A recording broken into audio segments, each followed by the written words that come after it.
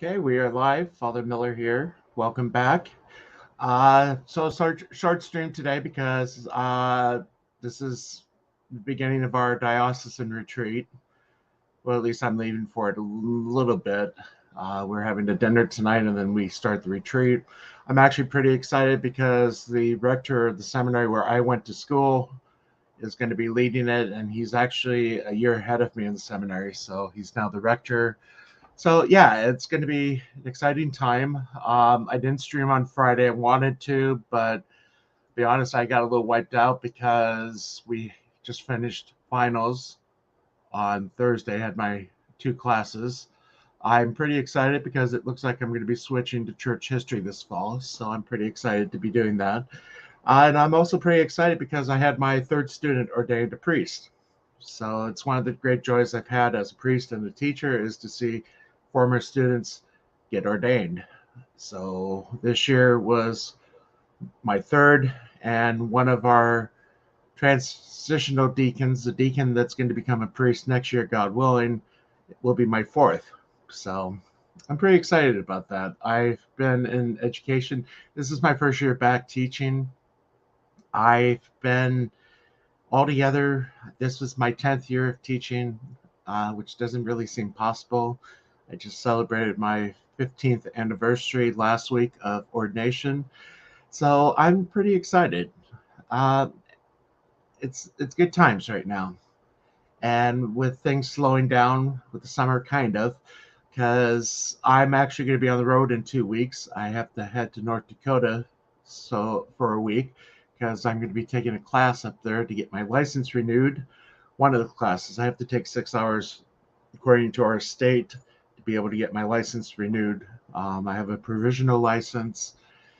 And yeah, so one of the classes I get to take is a class on formation of assessments and curriculum. When we were in the seminary, we didn't really have much of an opportunity to take education classes. We knew we were going to be teaching, but we didn't really get a chance to take classes on how to teach. So I'm excited. One of the benefits of having been out west, western part of our diocese, was that I was out of education for 5 years, and because of that, my license expired. And because of that, I have to get 6 hours to get my license renewed. And I took the class earlier this year online, my first online class, which it was good, but I'm glad I didn't teach during COVID because I don't think I would have done good with that. My cat is trying to get my attention right now. So yeah, I sent out a link to the guys. I didn't know if they're going to be here, but you know what? That's fine.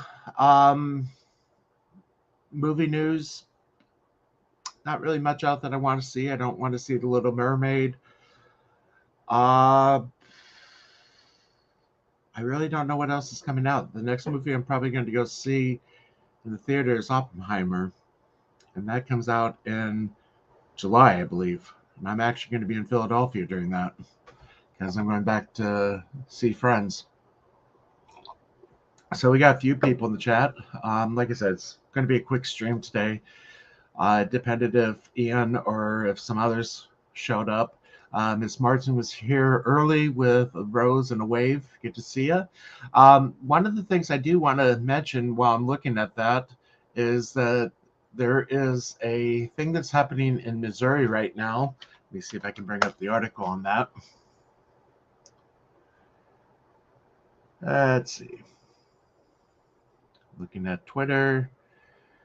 So in Missouri, they had a nun that they exhumed because they were going to move her into the convent, her remains into the convent.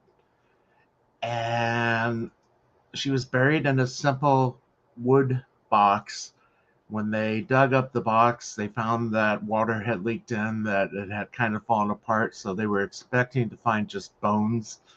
And it turns out that the sister that had been buried was incorrupt 4 years after being buried. So here's the article. This is from the St. Joseph, Missouri area. And I have family down in St. Joe who went to see her yesterday. So I don't know if they got no, they don't have the picture of that. Let me bring up a better article on this. Okay, let me stop that. Okay, let me bring up the...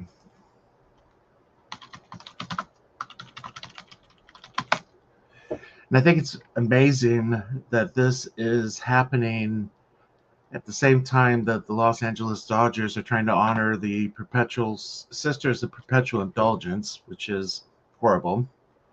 See, I'm looking at this article. I don't see a picture of the body. Let's see, that was CNN. Okay, we'll go with Catholic News Agency. Here we go. So this is from Catholic News Agency. This is Sister Wilhelmina Lancaster, OSB, so I'm assuming she's Benedictine. She was buried 4 years ago. She died 2019. And from what they said, it sounded like she was not embalmed. But this is what her body looks like today. And the thing that is amazing is that it's on display. They are putting her remains under glass as of today. So if you were in the Missouri area, you could go down to visit and see her and actually touch the body. But the thing that's been amazing is a lot of people have been, as this says, hundreds of people have been traveling to Missouri, and it is a Benedictine, Missouri, after it appears that she had been found incorrupt in a simple wooden coffin. She is best known for chart-topping Gregorian and classic hymn album. I'm not familiar with it, but we'll take a look in a little bit. Known for her devotion to traditional Latin Mass and her faithfulness to the Benedictine contemplation liturgy of the hours, she died at the age of 95 in 2019 on the Vigil of the Ascension, which we just celebrated 10 days ago. So they were going to move her inside the monastery chapel, long-standing custom for founders and foundresses. So I have actually, having gone to school in Philadelphia, I had a chance to visit the shrine of St. Catherine Drexel, Mother Drexel, who died in 1955, but was canonized in early 2000, I think, maybe late 90s, early 2000. But yeah, so rumors of a flood crackling opened the grave, and the sisters examining the coffin by flashlight in the middle of the night are highly exaggerated. Okay. Sisters carefully removed the body. The skeleton remains should have weighed about 20 pounds. Instead, the sisters were lifting what they estimated to be a body between 80 and 90 pounds.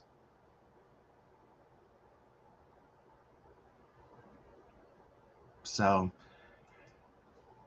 exciting times. And yes, I just saw Evan in there. She was a big supporter of the Latin Mass. So, but yeah, I mean, usually incorruptibility is not always a sign, but it is kind of a sign of possible sainthood. Philadelphia is also home of St. John Neumann, the fourth bishop of Philadelphia. His body is under a wax coat in Philadelphia. Let me see if I can bring that up. Let's see. So, hold on.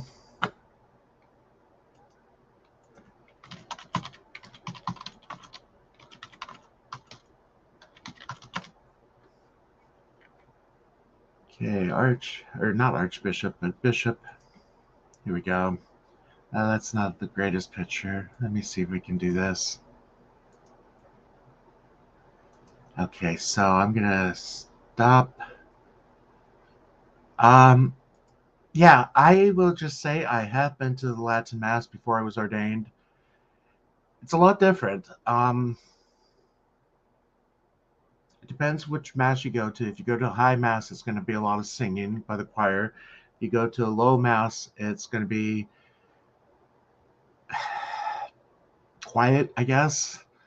One of the things St. Pius X, and I did my MA thesis on the Roman canon because I had been to the old Mass and followed along in the little missal book they give out where the Latin's on one side, the English is on the other, following along with the Eucharistic prayer, thinking this is really beautiful. Go back to what we had with the old translation of the Mass, thinking what happened, because I honestly thought it was a different prayer until I started my paper and was looking at the Latin of the current Mass versus the pre-1967 missal, I think it is. The Eucharistic prayer one is still the same. The only difference between 1962, I think it is, because John the 23rd added St. Joseph, her husband, into the first Eucharistic prayer. That was the only major change to the canon in almost 400 years, I think it was. So myself, if they could do a vernacular translation of the Tridentine Rite, I would love to do it because it is beautiful. But if you've been following me for a while, you know sometimes I still slur some words. I had a speech impediment when I was a kid, so sometimes many syllable words get to be hard to pronounce as I was trying to pronounce the sister's name. And yeah, I like knowing what I'm praying when I pray the words. Rather than trying to focus on whether I'm pronouncing them correctly, trying to remember all the different incense things. And again, I know it comes with practice. I know it comes with time. One of the beauties of having had the new missal now for about 10, 11 years, I don't really have to look at it to know where to do the sign of the cross or when or the rubrics of the Mass because I've done the Mass so many times. So, yeah. Oh, nice. The same priest that you went to high school with. So yeah. But that's really it's about it. Oh, I was gonna bring up the picture of John Neumann. Hold on, let me do that. Okay, stop screen. Let's do share screen.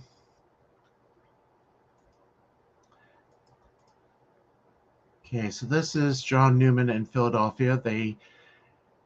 When I was in the seminary there from 2004 to 2008, I had been to the shrine. They had the more modern vestments. Sometime after 2010, they redressed the body with more traditional vestments, which would have been common for his time period. It is a wax mask. I don't know if he's totally incorrupt, but this is Bishop John Neumann, who died 1860, I think it was. So, fourth Bishop of Philadelphia, the founder of the Holy 40 Hours Devotion, Anyway, so that is really all that's going on. With that, I think I'm just, like I said, I'm just going to wrap up. I just wanted to do a quick stream. I will be back on Friday. Hopefully, we'll get the guys together. I know right now it's a little hard for some people to stream during the day, Monday, even though it is Memorial Day. So with that, I thank everybody for joining me. And until Friday, we'll be doing this at 1 o'clock Central. So this same time on Friday. So till then, be seeing you. And